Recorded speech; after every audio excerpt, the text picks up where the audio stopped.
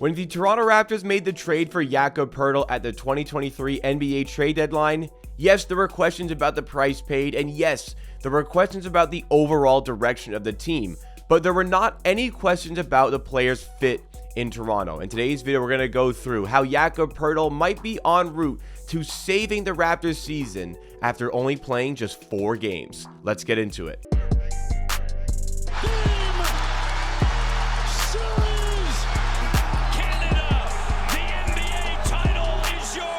What's going on, NBA and Raptors fans? This is Amateur Hour Sports, your source for the greatest coverage and analysis on the latest Toronto Raptors news. I do videos like this all throughout the week and live stream watch parties for as many Raptors games as I can. So if that is of interest to you, then make sure you are subscribed to the channel. You can help me on my road to 14,000 subscribers. And if you find yourself enjoying this particular video along the way, it does make a huge difference if you give it a thumbs up and help this get on some more recommended pages, grow the Amateur Hour army. But our video is going to be completely focused on Jakob Poeltl and the profound impact that we are already seeing the player have on this team. The Raptors took down the New Orleans Pelicans yesterday, 115-110. Yes, there were injuries for the Pelicans, but a good win for the Raptors in their quest and their bid to get up to the top 6 in the Eastern Conference and avoid the play-in tournament altogether. And I think this is the second game in a row where Jakob Poeltl is the difference, where the Raptors probably lose the game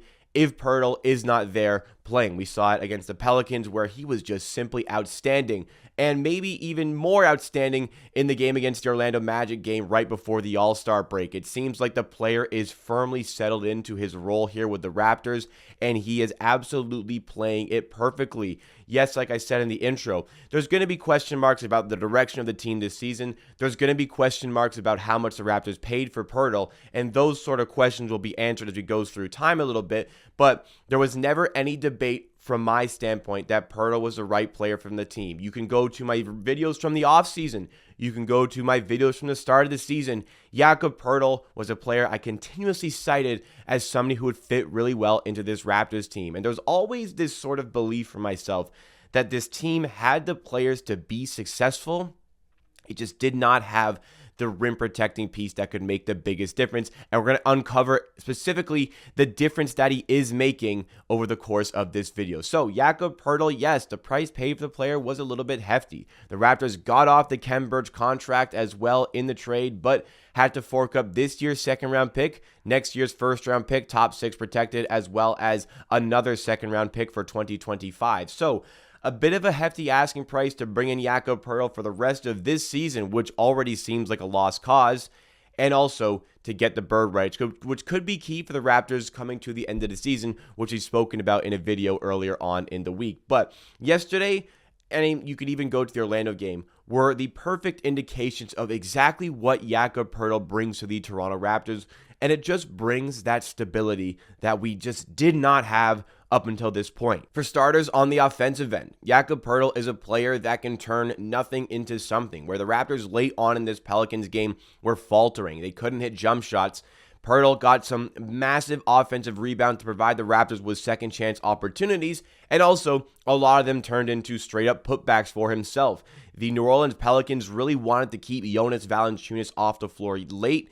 His defense was a bit of a liability, but the size of Larry Nance, or lack thereof, just could not compete with Poeltl, and it kind of forced their hand into putting JV back on the court, which Poeltl completely dominated that matchup all throughout the game. It provided those second chance opportunities, as I mentioned, but it also provided the additional floor spacing. This is a point that I continue to go back to because the more I see of Poeltl, the more this point reigns true.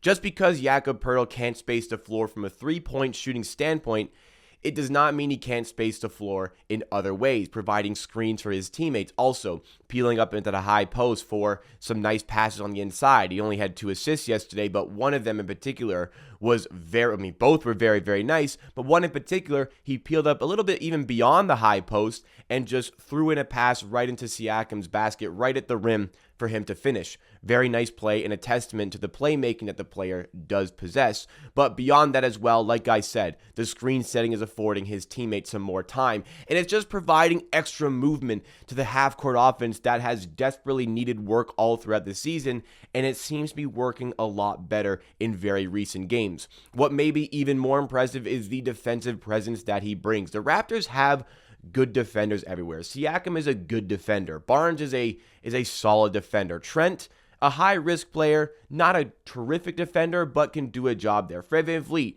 maybe lacking a little bit in his point of attack defense this season, but an elite help defender and an elite decision maker on defense. OG Anunoby, we know, is one of the very best defenders in the NBA, among other players who are good defenders on this Toronto Raptors team. We know it has good defensive players, but the defense has struggled so much this season. And I think if you can recall the previous game against the New Orleans Pelicans, despite the fact that, yes, Zion Williamson was playing in that game, you see what a sharp contrast the Raptors are now, even after just 4 games with Jakob Poeltl. I understand it's a brief sample size, but we're seeing the sharp contrast between this version of the Raptors and what they were just a few weeks ago. We can go all the way back to that Pelicans game. The Pelicans game plan in that game was attack the rim, just continuously bombard the rim, attack the rim, force that rim pressure, which forces rotation from the Raptors, oftentimes with defenders who can't defend the paint well enough or were late to get to that help spot, which provided easy opportunities at the rim. When the help defender was present,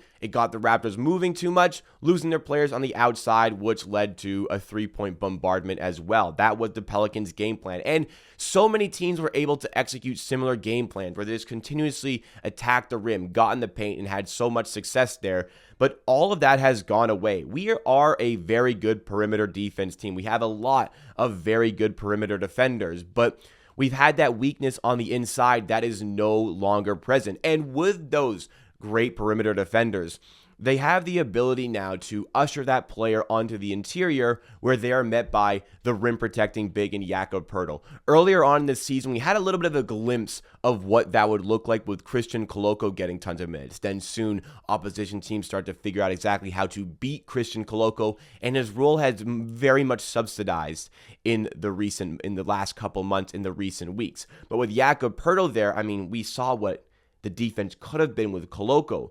But just adding in a much better version of that sort of defender could make all the difference for the team. And even after, again, just the 4 games here, we're getting the glimpses and the indication that those thoughts and those predictions have reigned true with Jakob Poeltl. That presence on the inside takes away so many of those easy layups that would normally be just bread and butter sort of buckets for players like they have on the New Orleans Pelicans. JV was rocked a little bit early on, just struggling to find his footing, struggling to find his feet and get those easy buckets in the paint. And it's the resistance that Jakob Poeltl has provided that the Raptors in total have just not had this season. If you're a longtime viewer of this channel, or you've been watching just this season, you continuously hear me say this word resistance, a lack of resistance from the Raptors in defending the paint. Well, we now have all of that resistance so that when we have those good perimeter defenders who are making it difficult for the player to get to the paint, well, once they get there, they have Jakob Poeltl there, whether he's blocking a shot or just altering the shot altogether. And when the shots do go up, the shots are altered, or just straight up, a shot does not go in. The defensive rebounding that he has was something that was very, very useful, in particular yesterday against an opposition big like Jonas Valanciunas. If you look across the NBA, the best defenses typically have one thing in common. They have a very good rim protecting big.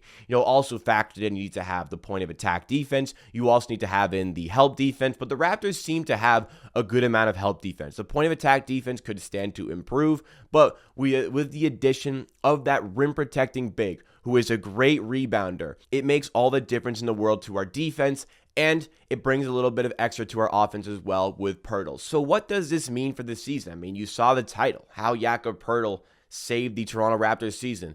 I think it saved it in a sense that the Raptors are really trending toward a season of complete obscurity here. Yes, they would have been in a good position for the draft. And you know what? Part of me still believes that could have been the best course of action for this team. But for the foreseeable future, for the rest of this season, the Raptors have maintained a very solid amount of competitiveness here. I know it's just a few games with Poeltl here, but the Raptors, we've been asking for them to go on a run. Can they go on a run? If they go on a run, maybe they're just back in the mix to get into the playoff position. Well, they've won 6 of their last 7 games, and a few of those, yes, did not include Jakob Poeltl. But there's indication here that this team has taken a turn. Finally, it has taken that turn for the better. It seems like all the vibes within the team are restored here. The bench is really into games. Like, I remember the game against the Houston Rockets where there was an insane and one play by Fred VanVleet right in front of the Raptors bench. Not a peep, not a single reaction.